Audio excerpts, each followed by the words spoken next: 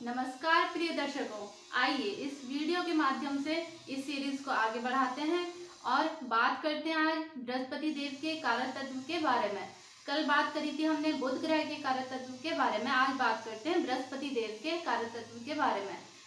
Characteristic of Jupiter planet. देखिए, इस सृष्टि में, इस ब्रह्मांड में सबसे इम्पोर्टेंट ग्रह जो माना जाता है वो बृहस्पति ग्रह ही माना जाता है। ऐसा नहीं है कि बाकी ग्रह को इम्पोर्टेंस नहीं दी गई है, बाकी प्लैनेट्स भी इम्पोर्टेंट हैं, लेकिन बृहस्पति ग्रह को इसलिए इम्पोर्टेंट ग्रह कहा जाता है क्योंकि देवता भी उनके आगे नमन करते हैं, उन्हें अपना गुरु मानते हैं, इसीलिए उन्हें देवगुरु बृहस्पति ग्रह के नाम से जाना जाता है।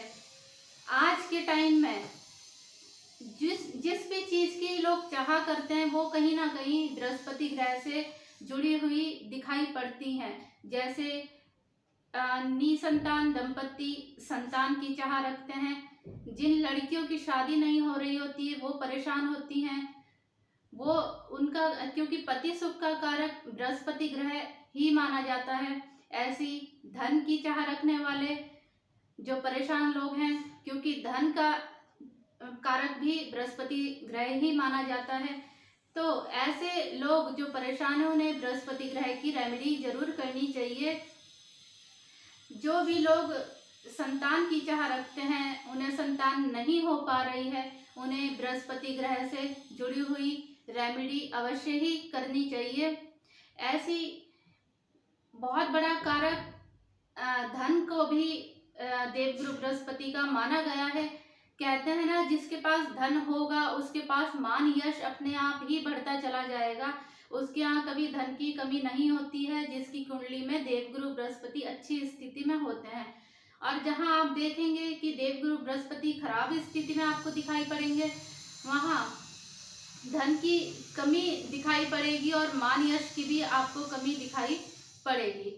इसी प्रकार से देवगुरु बृहस्पति ग्रह चर्बी के भी कारक कहे गए हैं।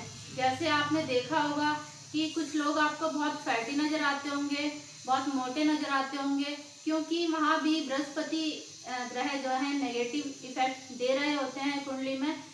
क्योंकि एक्सपेंशन का कारक भी बृहस्पति ग्रह को ही माना गया है, किसी चीज की वृद्धि करना। ऐसी बॉडी में, शरीर में वो पानी बढ़ा देते हैं जिसकी वजह से मोटापा बढ़ जाता है, और चर्बी के कारक भी बृहस्पति ग्रह को माना जाता है। इसलिए बॉडी में जो चर्बी बढ़ती है वो भी बृहस्पति ग्रह के कारण ही बढ़ती है। ऐसी ज्ञान के कारक हम बृहस्पति ग्रह को मानते हैं। ज्ञान में आप देखेंगे, ज्ञान में वो कोई सी भी चीज जहाँ से आपको ज्ञान मिल रहा हो, चाहे वह कैसी भी चीज हो सकती है, चाहे वह गुरु से आपको मिल रहा हो, चाहे छोटी सी पुस्तक से आपको मिल रहा हो, किताब से मिल रहा हो, बुक से मिल रहा हो, तो वो किताब भी आपके लिए गुरु बृहस्पति ग्रह से जोड़कर देखी जाएगी।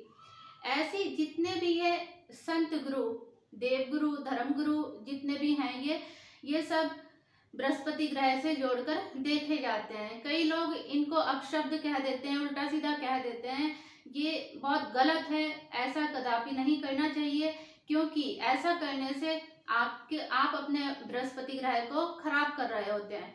वो संत गुरु जैसे भी हैं, हमें नहीं पता वो अच्छे हैं या नहीं, वो उन पर छोड़ देना चाहिए, लेकिन हमें उन्हें किसी भी तरह से परेशान नहीं करना चाहिए, क्योंकि हमें अपना प्लेनेट अच्छा करना है। और हर प्लेनेट से जोड़कर जो रिलेशन देखा जाता है, उस रिलेशन को पहले सही करना बहुत जरूरी है। इसीलिए धर्म गुरु, संत गुरु जितने भी हैं, जो भी हमारे घर में बड़े हैं, बड़े भाई हैं, हमें इनका आदर सत्कार करना चाहिए, इनके साथ बुरा व्यवहार नहीं करना चाहिए, तभी बृहस्पति ग्रह की बाकी रेमेडी भी हमें करने पर अच्छे फल मिलते हैं। ऐसी भाग्य का कारक भी बृहस्पति देव है, जिसकी कुंडली में बृहस्पति ग्रह अच्छी स्थिति में होता है, भाग्य हमेशा उसका साथ देता है।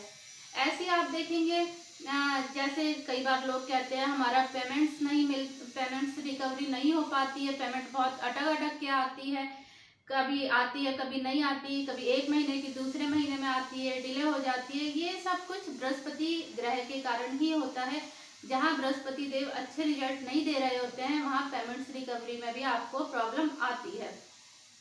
इसीलिए अगर आपको इस तरह की दिक्कतें फेस हो रही हो, आप फेस कर रहे हैं उस तरह की दिक्कतें, तो आपको बृहस्पति देव से जुड़ी हुई रेमेडी अवश्य करनी चाहिए।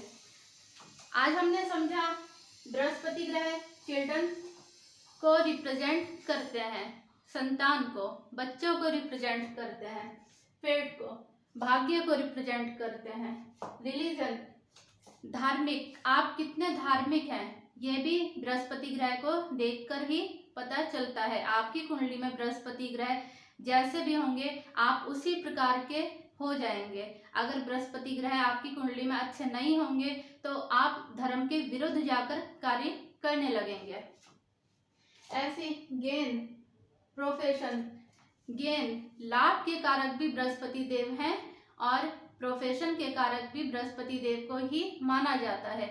आप कर्म करेंगे तभी तो आपको लाभ मिलेगा, इसलिए लाभ के कारक बृहस्पति ग्रह हैं और कर्म के कारक भी बृहस्पति देव ही माने जाते हैं।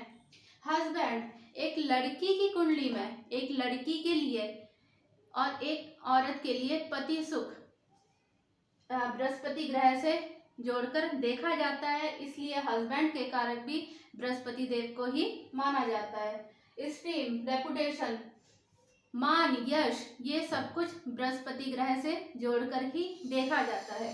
रेपुटेशन, एल्डर ब्रदर, जितने भी घर में बड़े हैं, जितने बड़े भाई हैं, ये भी बृहस्पति देव के अंडर ही आते हैं।